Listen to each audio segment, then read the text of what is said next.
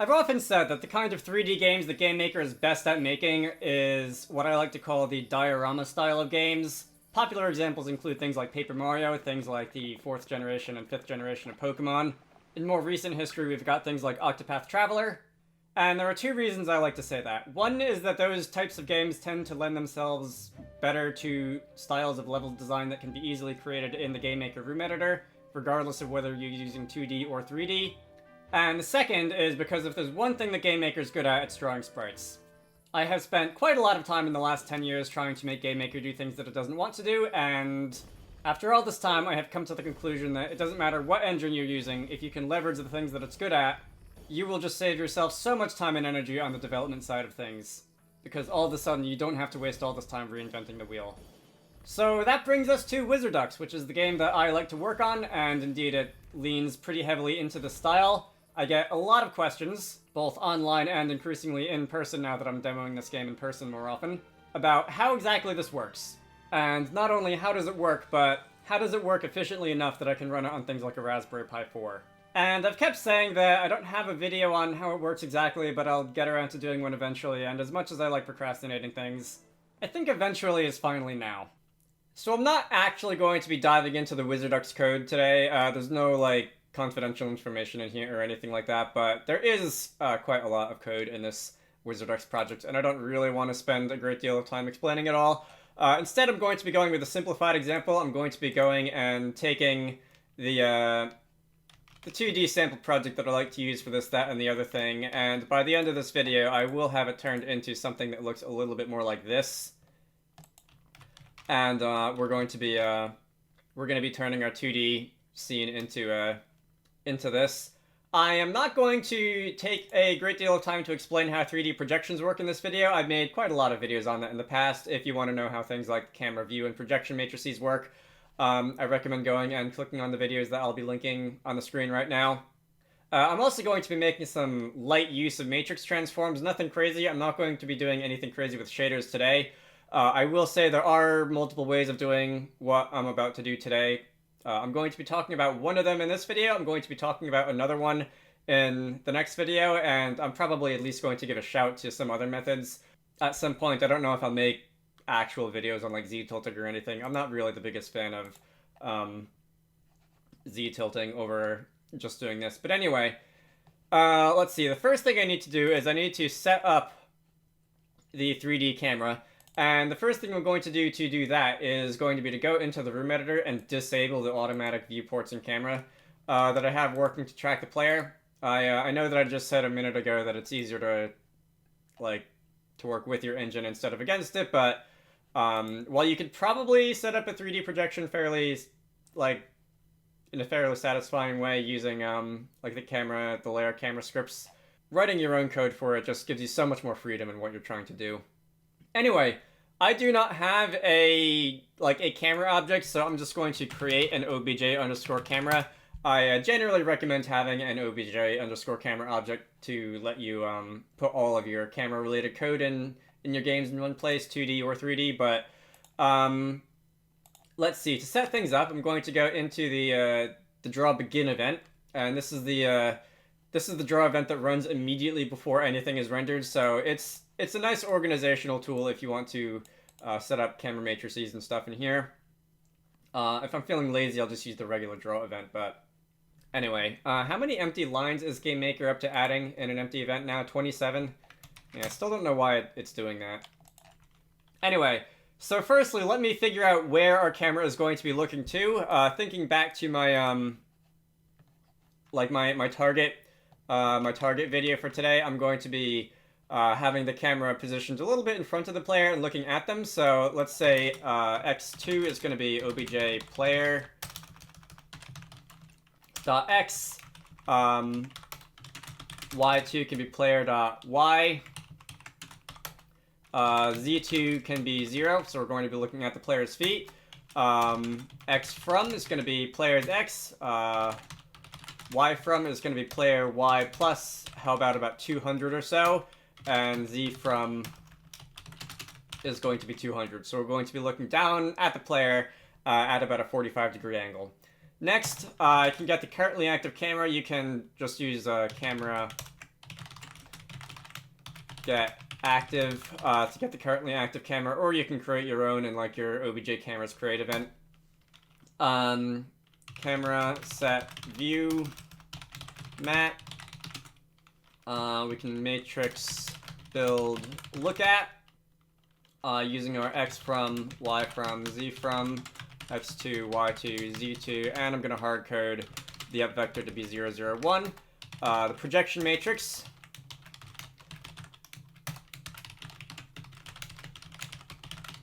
is going to be nothing super exciting. Negative 60 field of view because GameMaker's weird. I think you can get around with not using the negative field of view if you like set the cameras, like set the shade of projection matrix directly, but I like using cameras. Same for the aspect ratio. I'm going to go with a near and far clipping planes of 1 and 1000. When we're done, camera apply, and this should have ourselves a 3D projection all ready to go. So we should at least have the projection if I do this. And we do not, because I do not actually have one of these objects in the room. I should probably do that. Alright, let's drop an OBJ camera into the room, because I need this code to actually run if I want it to look like anything. And you can see now, we've got some issues, but we do indeed have a tilt effect. So we've got the, what is that, the tile set plane being tilted, you can see it. I'm going to need to do a few other things. For one, let's draw a clear C_black, clear the application surface before running it. This is also rather small because I'm not enlarging the view in the default room viewport anymore, so I'm going to want to probably go into the camera create event, window set size. Let's go 1600 by 900 because that's a nice big window. Surface, resize the application surface to the same thing. If I call window center, we should have the window centered in the screen. All right, cool. We no longer have the streaky Windows 95 effect, and the game window is much bigger. I'm also going to want to play with depth. So, what depth is everything being drawn at? So, it's you don't have to do this, but I find that it makes my life just so much easier if everything's depth is set to 0. Both the tile depth and the instance depth. I think, and I don't remember exactly, but I think in this example, I am using the depth equals -y trick for like primitive depth sorting. I did make a video on that recently, and I did discuss how good that one line of code can be. But for the purposes of this, I'm going to, I think, hard code everything's depth to 0. I'm also going to go into the camera's create event, which I just closed, and layer force draw depth, and I'm going to force all the tile layers and everything to draw at a depth of 0. I forget if this applies to instances too. Actually, I think that does apply to instances. So this might not be necessary. I thought that was only for tile layers, but this makes it sound like that's not true. Anyway, we will now have instances and the tile layer being drawn on the same depth equals 0, which is a good place to start for what we're doing here. So we now no longer have the tile layer being drawn like 100 units below the player's feet. We now will no longer have the player's depth being drawn like in the air as their Y value increases. So that's a pretty good start. We've got a 3D projection. If you were to vertex submit a vertex buffer that you loaded from an OBJ or something like that, you would see it rendering in 3D space. The only thing that remains for us is to deal with sprites. And if I'm going to be a good software engineer and commit my changes as I go, that feels like a good place to commit a change. So now I just need these 2D sprites to be flipped up into the air so that they look like they exist in 3D space. Oh, you know what? I still need to set the like Z test and Z right, don't I? And I'll get to that in a minute. Anyway, so the way that this project is set up is that we've got parent underscore thingy, which is what all objects in the world inherit from. We've got OBJ Walkie, which is basically the NPC. I don't know why I named it that. And I've also got OBJ Grass and OBJ Tree. Those are just drawing sprites. They're just cosmetic. They don't do anything exciting. I'm going to start with the player and the NPC guys. So, the easy way, and I actually did make a video on this a very long time ago. It was one of the older 3D videos that I made back in like 2015. If you want to rotate a sprite up above the like the x-axis, like to flip it towards the camera, you can use a matrix transform for that. You can say matrix set, matrix, the world matrix, matrix build. No translation. We can use 90 degrees on the x-axis for rotation, none on the y, none on the z, and a scale of 1. When you're finished drawing, you're going to want to set that back to the identity matrix so that anything else is just drawn regularly.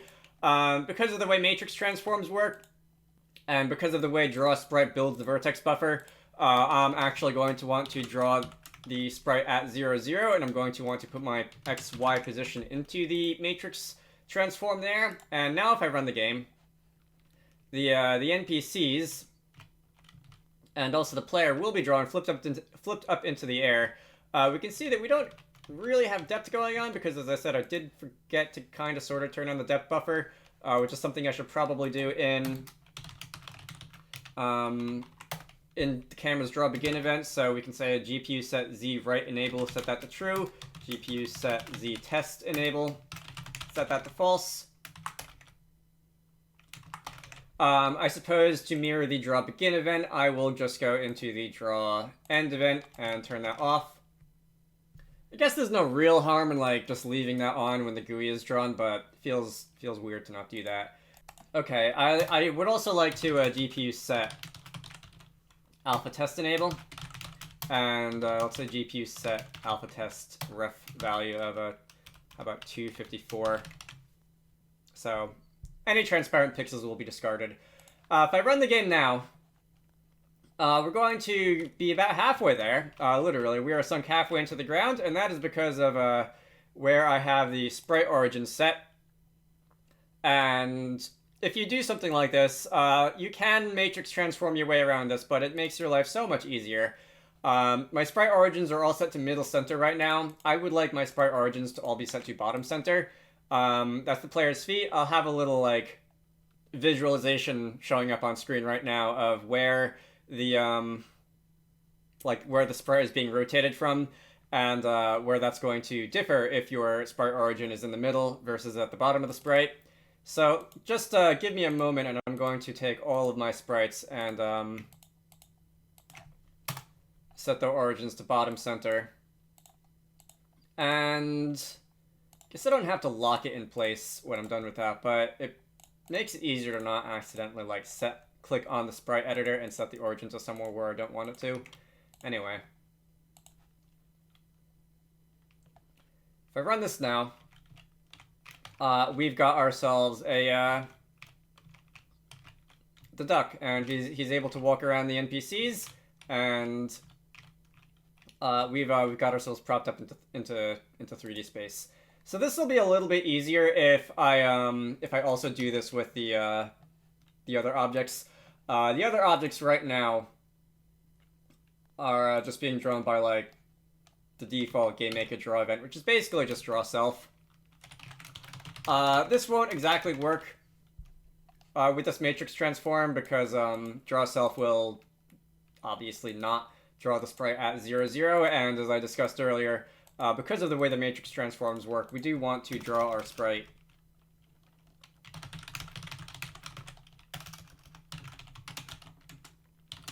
at 0, 0 in the world. It's a bit like sprite billboarding in that respect, but instead of constantly rotating the sprites towards the camera, we're constantly giving the sprites a fixed rotation. So if I just take this code and give all the other sprite objects in the world the same treatment, we're going to see the effect we want. I also think that I'd like to add a few more of these objects to the room here, just so that we can see a little bit more of like going around things, and just for fun, I'll also add some of this grass. Got trees growing in the middle of that pond. I'm not sure how much sense that makes, but we'll make do. So now, as promised, we can walk around. We can walk through these grass sprites. We can appear in front of and behind them, diorama style. The NPCs, the trees. If you're crafty, you can hide like hidden items behind the trees that you can't see when you're standing right next to it, but you can see if you walk off to the side a little bit because of perspective projections. That's the real reason I like making games of this style, is because I can do shenanigans like that. Anyway, that is pretty much the basic effect. This performs decently well. If I were to go and, let's say, spawn 100 instances of, let's say, random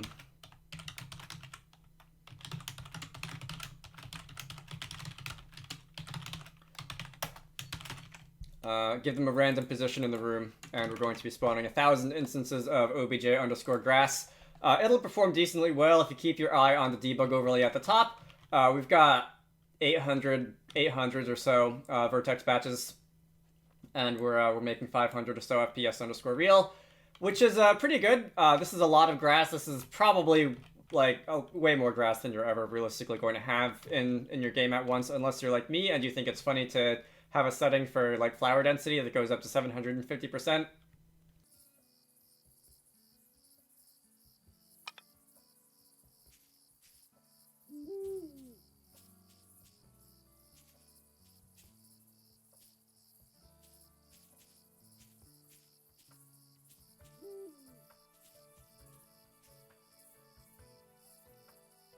I think that's a little much. Let's dial that down to like 250 or so, because I want to at least be able to see the player. And here we are. So this is diorama style, Paper Mario style, Pokemon style, whatever. 3D games in GameMaker. Okay, I actually got through that a lot faster than I thought I was going to. So instead of splitting this into 2 videos, I'm just going to do the second part here, and I'm going to try to get through this just as fast. So this would be a good time to mention that this is not actually the code that is running in Wizarducks. This performs pretty well. As you saw, with 1,000 objects in the room, you were still getting a pretty decent frame rate, but since I'm weird and the min spec for my game is the Raspberry Pi 4, and I want this to run on the Raspberry Pi 4 without melting a hole in the player's desk, incurring a batch break with every matrix build and sprite drawn is not really ideal. As you might have noticed when you were looking at the number of batch breaks, GameMaker is actually pretty good at calling out draw sprite calls that aren't in the view, and you won't actually like break any batches for a sprite that's not in the view. But if possible, I think it is good to avoid having to do all this in the first place if you can get away with it. GameMaker, the way that GameMaker optimizes matrix sets is a whole other story. But let's see. Let me make this a little bit more of an extreme example. So let me set this room size to, say, something bigger, 2,000 by 2,000 or so. If I fill in the rest of the tile layer, I can do that. And instead of spawning 250 things of grass, let's stress test this a little more and spawn 10,000 things of grass. And we can see what performance looks like here. All right, it's a little much. We're getting about 40 or so FPS_real. Alright. It's not quite ideal, but we can improve that. So instead of doing this this trick with matrices, let me get rid of all that. I'm going to undo all the changes that I made. And now I'm going to be starting to do things that are a little bit more advanced. So I'm going to go a step further, and instead of having all of my visible objects being visible and drawing themselves, I'm going to make all of the grass objects and whatever, the NPCs and the player and everything, I'm going to make all of these invisible, and I'm going to manually call their draw event through the camera, and that way I'm going to be able to like draw them all with a specific shader set and that kind of thing. Let's see, player, and I think that's the last of them. The way that we can do that is just by saying with par underscore thingy, event perform, ev underscore draw, event number 0. And now, all these objects have their visible checkboxes like unchecked, but I can draw, I can manually call the draw event like this. And this will allow me to just draw them all like with a shader set with my own custom shader, and then we can shader reset when we're done. Say, you do this sort of thing a lot in 3D if you try to draw a specific collection of objects with particular like draw settings, lighting, shader, whatever's. Anyway, I'm going to, I suppose I should probably create that shader. And I should warn you, this isn't going to be any complicated math or anything, but I am going to be using a shader in a way that you might not be used to using, which is to say that I'm going to be taking the vertex color attribute, and I'm going to be using it for something that isn't color. I'm going to be removing, let's just get rid of the vertex color everywhere it appears. So in the vertex shader, variants, and also in the fragment shader, I'm going to be using the vertex color for effectively the offset of a vertex. So instead of using a matrix transform to rotate a sprite over the x-axis, I'm going to be, let me set this diorama shader there. I'm going to be using the vertex color to stick a little bit of additional information into each corner of the sprite. And that information is going to tell the vertex shader how far to adjust the vertex in space. So if I have this grass sprite that is 32 pixels tall, if I want the grass sprite to stand up as if it was rotated over the x-axis so that it's facing the camera, I want the top left and top right vertices of the sprite to be moved forward by that sprite height by 32 and moved up in the air by 32. So it's going to be moved forward on the y-axis by the sprite height and up in the air by the sprite height. And GameMaker, let me move this, we can have the sprite drawn at our XY position now instead of at 0, 0, now that we're not doing the matrix transform trick. I guess I'll start with the grass. GameMaker provides a nice function, draw sprite general, and this is going to be the most generic version of draw sprite with the like the most control over what exactly is drawn on the sprite. So we can specify the sprite index, the image index. As always, we can specify the cropping of the sprite. So I want I'm just going to insert 0, 0 for top left and sprite width and sprite height for the width and the height of the sprite. So no cropping. The x and y is going to be my xy coordinate. X scale is going to be 1, y scale is going to be 1, rotation is going to be 1, and the 4 arguments that I actually care about is going to be C1, C2, C3, and C4. So C1 and C2 are going to be the top left and top right corners of the sprite. C3 and C4 are going to be the bottom right and bottom left corners of the sprite. So when you draw a sprite in GameMaker, you can have each of the 4 corners blended with a different color. You can use that for all sorts of artistic effects, or you can use that to insert a random whatever 8-bit value you want into each corner of the sprite. Or a 32-bit value, rather. Hey. Into each corner of the sprite, and you can use that to control different things in the vertex shader. Wizarducks actually does a few things using this, but that might be a story for another time. So I'm going to want, as I said, to insert the sprite height into the top left and top right corners. So I can say C top is going to be, you can just say sprite height, and C bottom is 0.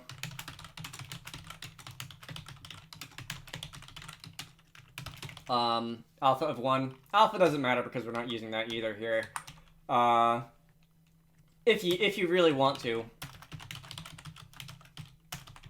you can use the make color RGB function for this, but yeah, I guess I'll do that. Do the same thing for the bottom. So now we're using vertex color to send information about the sprite's height to the vertex shader, to the top vertices of the sprite, which is mildly cursed depending on what your opinion of such things are. The red color channel, by the way, if you're in the mood to like work with raw like color values in GameMaker, the red color channel is just the least significant 8 bits of the color value of the 32-bit color value.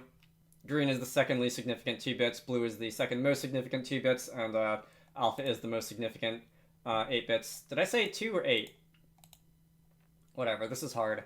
Anyway, when we're in the vertex shader, as I said, I want to adjust object space position.y forward by that value that we inserted into the vertex color. I also want to do the same for z. And that should be all I need to do if I now run the game. That is not working, but we do have a lot of z fighting.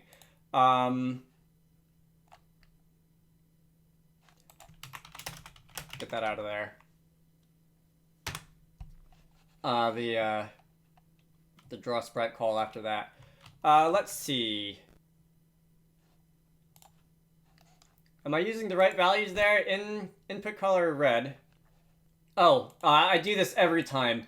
When GameMaker sends colors to the shader, it divides each of the color channels by 255 so that they have a range of 0 to 1. I'm gonna want those as numbers that are between 0 and 255 so that I can actually, you know, treat sprite height like its original value. Alright. I frequently forget to do that. Anyway, we now have these sprites rotated up about the x-axis so that they are standing up. There's a couple issues. One of them is that I need to manually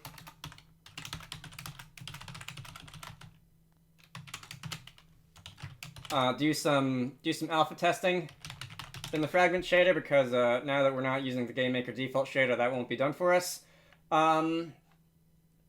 And I also need to give the same treatment to the NPC like objects. I'm also going to need to make sure that they're drawn with the right image index. Everything else should be okay though for copying and pasting, and that should take care of the dogs and the player. And we now have the same thing we had before, but instead of getting like 40-ish FPS underscore real, we're getting closer to 100. So this is quite a bit more efficient. You can see the number of vertex batches has significantly decreased, and this is much more performant. So this does come with its own limitations. If you, for whatever reason, need to draw a sprite like this that doesn't have its sprite origin set to the bottom center, or at least to the bottom somewhere, then this becomes a lot harder. You can do it with some clever math, but generally speaking, if you do need a sprite to be rotated like this that doesn't have its origin at the bottom, it's a lot easier to just use the matrix trick. And you can combine these two techniques. So you can draw some sprites like this, and you can draw some sprites with the matrix transform if you want. Hey. It is also possible to optimize the matrix strategy, for example, by saving the matrix and not recomputing it every time for objects that don't move like grasses and trees, but you can pick your favorite strategy. And I did mention that using vertex color like this can be used for some other things. For example, if I were to actually open Wizarducks, and if I were to increase the flower density far beyond what a reasonable person ever should because I'm a maniac, and walk through the grass, you can see that these grass and flower objects and whatever will shake as you walk past them, and that is also controlled through something similar, using the vertex color trick. In this case, it's not only storing the the sprite height in the vertex color, but it's also storing the amount that you should sway back and forth, left or right, in the vertex color. And you can do other things like this as well. Anyway, I think that's enough for now. My name is Michael. I like Wizards and Dragons and making games. If you want the code for this example, links to this GitHub project can be found down in the video description. I know a lot of people have asked me how to do this, so hopefully this video answers all of the questions that you may have had. If you want to play Wizarducks, we have a demo on our website. That should also be down in the video description. I quite like it. I hope you do too. I try to post about 2 game dev videos a week, one tutorial like this, and one Let's Make a Game, currently a 3D Zelda-like wizard game. I have some relatives coming to visit next week, so I might or might not actually be able to get one done next week, but 2 a week is the plan anyway. I have a Patreon, so if you want to contribute to the channel, links to that can be found in all the usual places. Otherwise, I hope you all found this useful, and I will see you all later. Also, I almost forgot. Other ways of doing this that I did mention, one is that you can convert your entire game world into a vertex buffer, and then just draw the vertex buffer. I do not recommend that because, again, drawing sprites is what GameMaker's good at, and I would not recommend trying to convert every sprite in your game to a vertex buffer just for the sake of this. And the second, which is fairly popular, is known as Z-tilting, which I'm also not really a fan of. That will use the shader... what is it?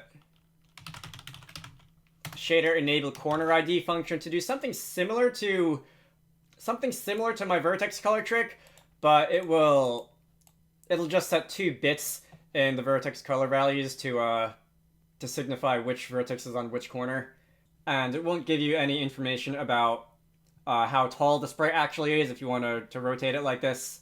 You'll still have to supply that information yourself, which is why I think my way is quite a bit simpler. There are quite a few people who do like using Z-tilting via corner IDs. Some people even use it for depth sorting in 2D games as an alternative to depth equals -y. That's fine, I'm just not a fan of it for this situation. Special thanks to Zenjamin, Vitro V, Squarecrow, Syndra Larson, Manta Ray, GameMaker, Edward Holt, and DJ Gibbles for supporting these videos. If you want to contribute to the channel, head on over to the Patreon page down in the video description to join the fun.